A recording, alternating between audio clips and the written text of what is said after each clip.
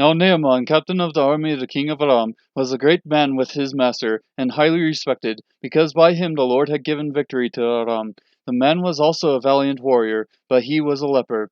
Now the Arameans had gone out in bands and had taken captive a little girl from the land of Israel, and she waited on Naaman's wife. She said to her mistress, I wish that my master were with the prophet who is in Samaria, then he would cure him of his leprosy. Naaman went in and told his master, saying, Thus and thus spoke the girl who is from the land of Israel. Then the king of Aram said, Go now, and I will send a letter to the king of Israel. He departed and took with him 10 talents of silver and 6,000 shekels of gold and 10 changes of clothes.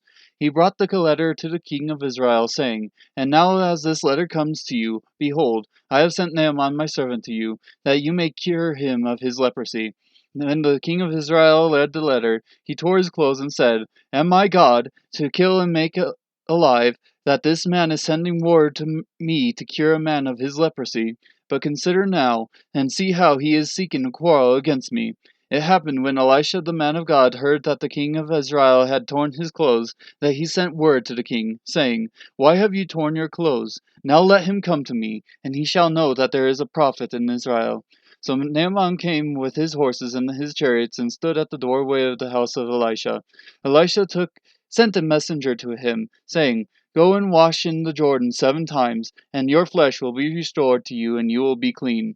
But Naaman was furious and went away and said, Behold, I thought, he will surely come out to me and stand and call on the name of the Lord his God, and wave his hand over the place and cure the leper. Are not Abana and Pharpar, the rivers of Damascus, better than all the waters of Israel? Could I not wash in them and be clean? So he turned and went away in a rage. Then his servants came near and spoke to him and said, My father, had the prophet told you to do some great thing, would you not have done it? How much more then, when he says to you, Wash and be clean? So he went down and dipped himself 7 times in the Jordan, according to the word of the man of God, and his flesh was restored like the flesh of a little child, and he was clean. When he returned to the man of God with all his company, and came and stood before him, he said, Behold now, I know that there is no God in all the earth, but in Israel. So please take a present from your servant now. But he said, As the Lord lives, before whom I stand, I will take nothing. And he urged him to take it, but he refused. Naaman said, If not, please let your servant at least be given 2 mules' load of earth, for your servant will no longer offer burnt offering, nor will he sacrifice to other gods, but to the Lord. In this matter may the Lord pardon your servant, when my master goes into the house of Rimmon to worship there, and he leans on my hand, and I bow myself in the house of Rimmon. And I bow myself in the house of Rimmon. The Lord pardon your servant in this matter.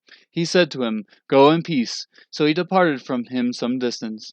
But Gehazi, the servant of Elisha the man of God, thought, Behold, my master has spared this Naaman the Aramean, but not receiving from his hands what he brought. As the Lord lives, I will run after him and take something from him. So Gehazi pursued Naaman. When Naaman saw one running after him, he came down from the chariot to meet him and said, Is all well? He said, All is well. My master has sent me, saying, Behold, just now 2 young men of the sons of the prophets have come to me from the hill country of Ephraim. Please give them a talent of silver and 2 changes of clothes. Naaman said, Be pleased to take 2 talents. And he urged him, and bound 2 talents of silver in 2 bags and with 2 changes of clothes, and gave them to 2 of his servants, and they carried them before him. When he came to the hill, he took them from their hand and deposited them in the house, and he sent the men away, and they departed. But he went in and stood before his master, and Elisha said to him, Where have you been, Gehazi? And he said, Your servant went nowhere. Then he said to him, Did not my heart go with you, when the man turned from his chariot to meet you? Is it the time to receive money, and to receive clothes, and olive groves, and vineyards, and sheep, and oxen, and male and female servants? Therefore the leprosy of Naaman shall cling to you and to your descendants forever. So he went out from his presence a leper as white as snow.